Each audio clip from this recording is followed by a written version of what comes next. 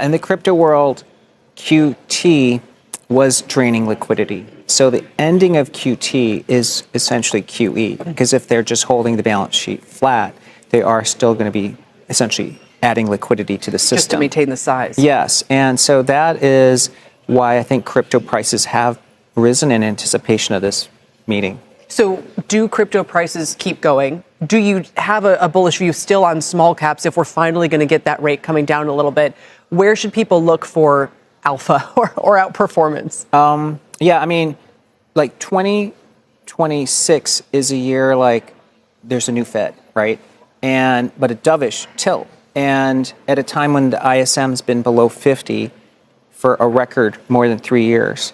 So that's really good for small caps. And as Barry says, if they deregulate banking, and we were talking about this offline, that's really good for small caps. But that's also really good for the business cycle. And we've talked about this in some of our past research.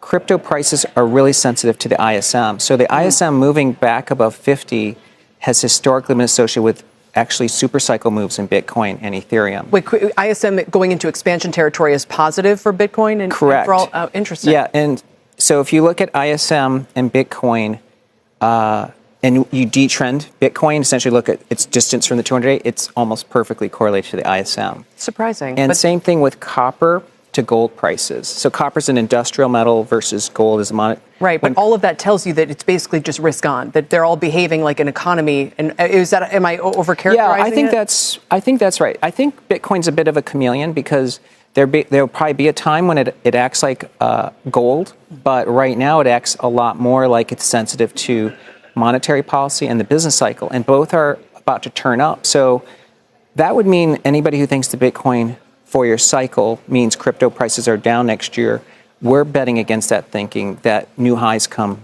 early.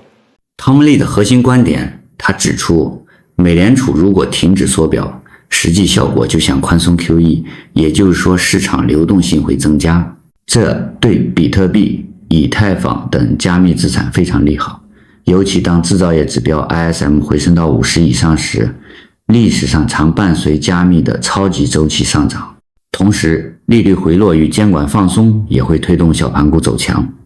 简言之 ，Tom Lee 认为，只要货币政策和经济周期转好，市场可能很快看到新的高点。